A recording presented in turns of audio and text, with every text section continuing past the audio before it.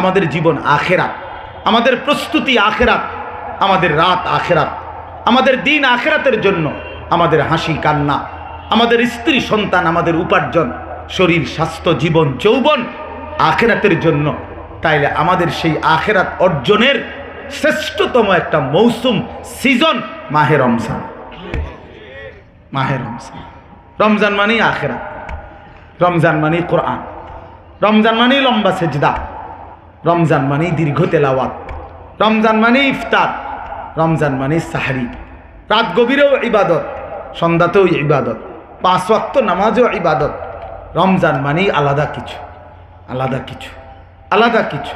এজন্য সত্যিকার অর্থে যার দিলে আছে আখেরাত, তার এই মুহূর্তের সবচেয়ে বড় কল্পনা, আশা, আকাঙ্ক্ষা, পরিকল্পনা, প্ল্যান, প্রোগ্রাম সব কিছু মাহে রমজান। মাহে রমজান।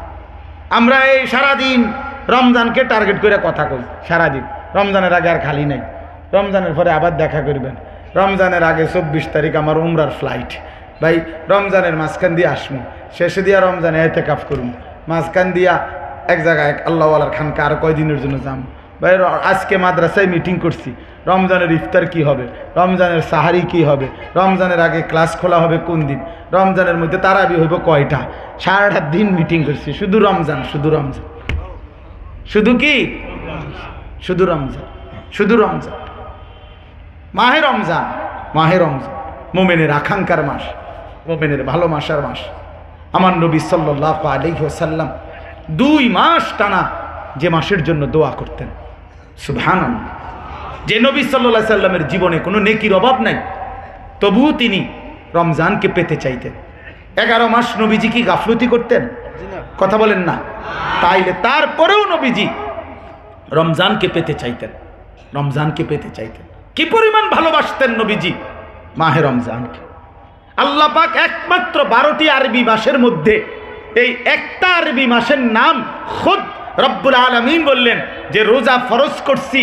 আল্লাহ বলছে, আমরা যদি জিজ্ঞাসা করি মাওলা কোন মাসে রোজা ফরজ করছেন, ও আচ্ছা, আল্লাহ বলে তো আমি নিজেই বলে দিচ্ছি, শাহরু রমাদান আল্লাযী উনজিলা ফীহিল কুরআন হুদাল লিন-নাসি ওয়া বাইয়িনাতিন মিনাল হুদা ওয়াল ফুরকান ফামান শাহিদা মিনকুমুশ শাহরা ফালিয়াসুম। যারাই রমজান মাস পাবা রোজা রাখো। কি রাখো? রমজান। তাহলে রমজান মাস এই শব্দটি উচ্চারিত হয়েছে কার জবানে? আল্লাহ পাকের জবানে। আল্লাহ পাকের জবানে, আমার মালিকের জবানে যেই নাম উচ্চারিত হয়েছে সেটা কতটা দাম। এবার নবীজির জবানে উচ্চারিত হয়েছিনি, কথা বলে না। মান সামা রমাদান ঈমানান ওয়া ইহতিসাবা গুফিরা লাহু মা তাকদ্দামা মিন যামবিহি। নবী পাক বলেন যে ঈমানের সাথে নেকির আশায় রমজানের রোজা রাখলো, পিছনের সব গুনাহ মাফ। ওয়া মান কামা রমাদান ঈমানান ওয়া ইহতিসাবা গুফিরা লাহু মা তাকদ্দামা মিন যামবিহি। রমজান মাসে রাত্রি বেলায় যে তারাবি পড়লো 20 রাকাত, তার পিছনের সব গুনাহ মাফ। কয় রাকাত? 20 রাকাত। আবার বলেন, আবার বলেন, আবার বলেন। হ্যাঁ, 20 রাকাত। জোরসে বলেন, জোরে জোরে। তারাবি শুধুই 20 রাকাত। তারাবি শুধুই 20 রাকাত। তারাবি কয় রাকাত? না, শুধুই 20 রাকাত। তারাবি কয় রাকাত? না, আবার বলেন। হ্যাঁ, তারাবি শুধুই 20 রাকাত। 8 রাকাত তারাবি নাই, নাই, হইতে পারে না 8 রাকাত তারাবি নাই। সোজা কথা, 8 রাকাত তারাবি নয়, 8 রাকাত তাহাজ্জুদ। তাহাজ্জুদ ওই সাহরির ওয়াক্তে যেটা পড়ে সেইটারে কয় 8 রাকাত তাহাজ্জুদ। তারাবি শুধুই 20 রাকাত। রমজান মাসে আল্লাহর ওয়াদা, বান্দা সব হিসাব কিতাব 1 মাসে, ডানে বামে লাগবে না। আগের মাসে কিছু নেব না, পরের মাসেও কিছু নেব না।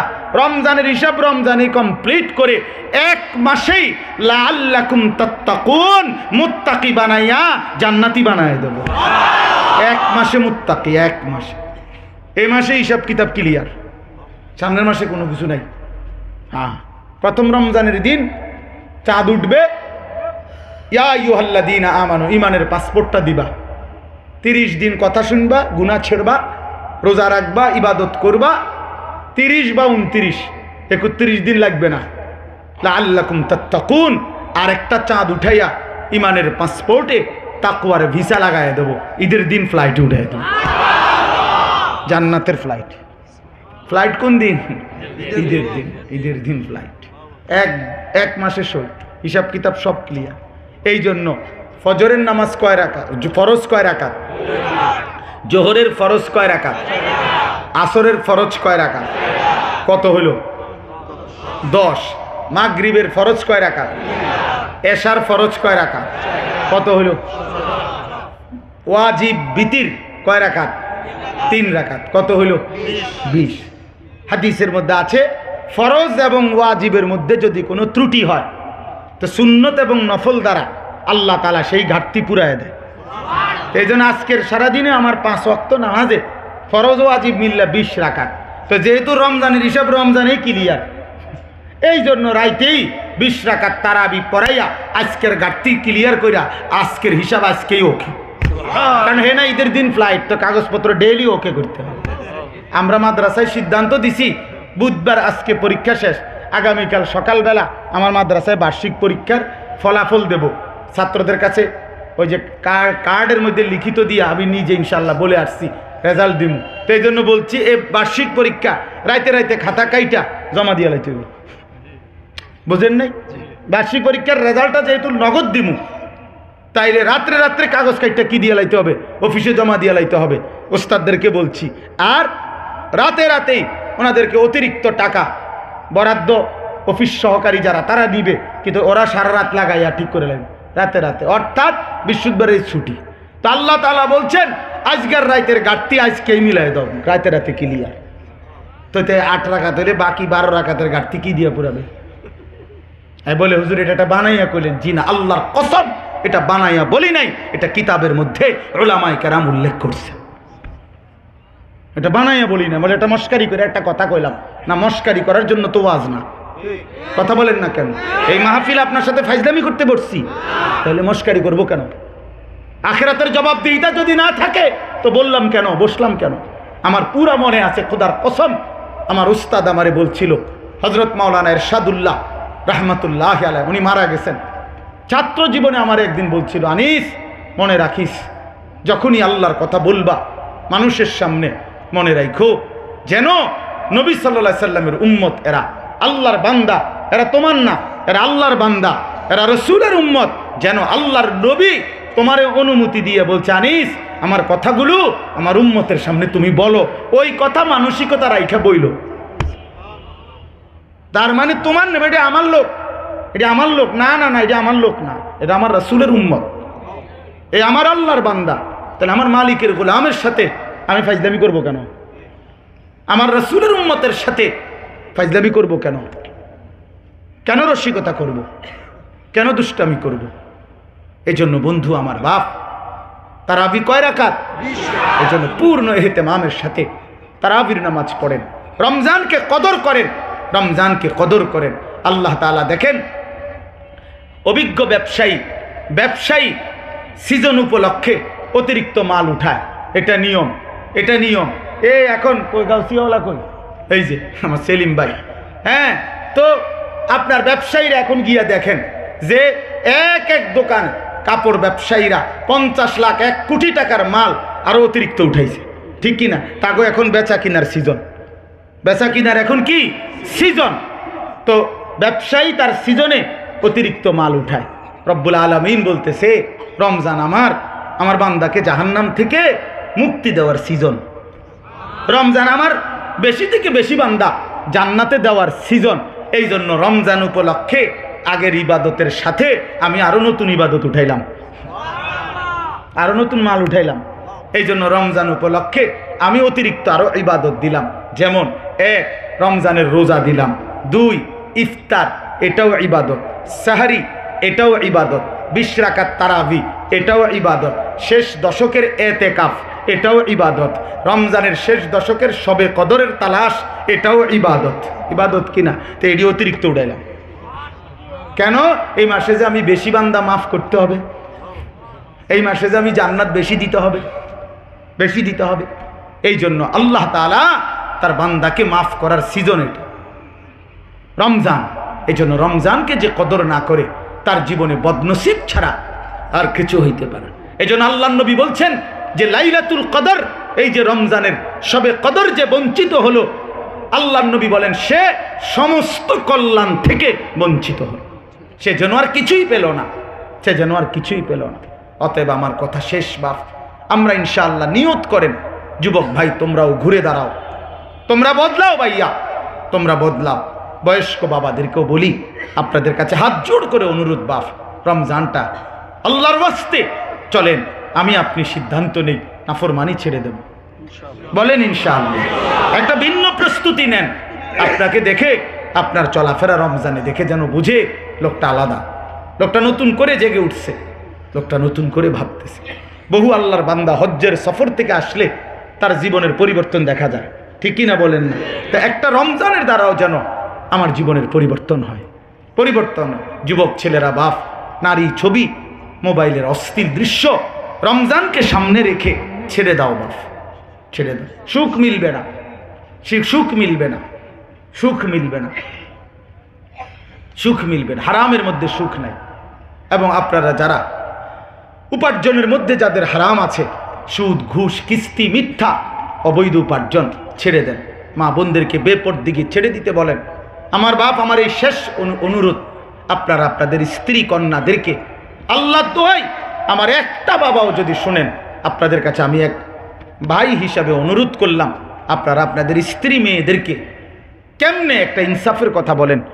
আসলে দুশ্মন আমাদেরকে ধোঁকা দিছে, বেঈমান আমাদেরকে ধোঁকা দিছে, নাফরমানরা আমাদের কলিজার মধ্যে এটা বুঝাইছে যে রমজান মানে হলো কাপড় চোপড়, শাড়ি, গহনা, জুতা, লুঙ্গি, এগুলো কেনা কাটার মাস, ঈদের দিন উদযাপনের জন্য।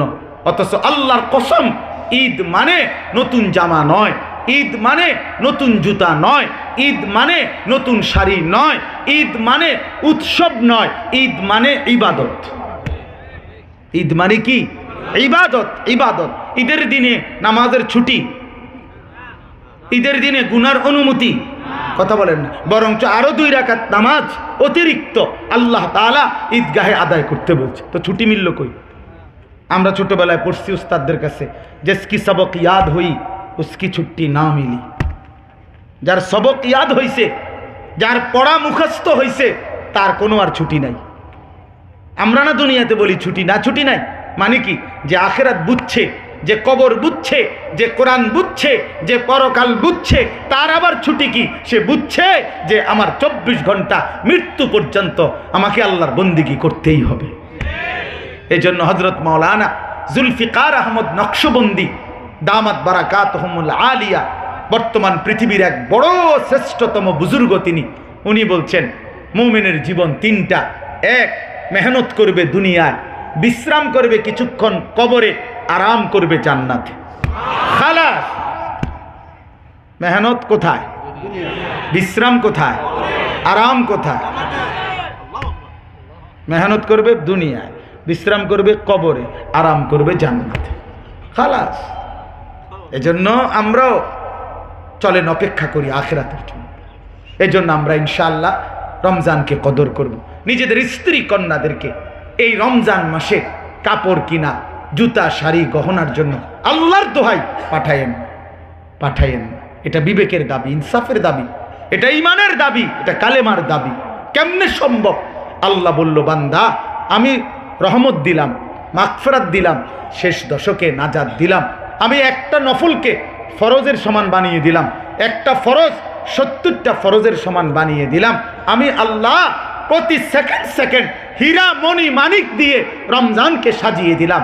আয় আমার কাছে মনে হয় বেহায়া বেপর্দা এই নারী যারা মার্কেটে আর ছুটতেছে রমজান মাসে, আল্লাহ ডাক দিয়ে বলে, এই আমার বান্দি এদিকে আয়, আমার থেকে নাজাত নে, মাগফিরাত নে।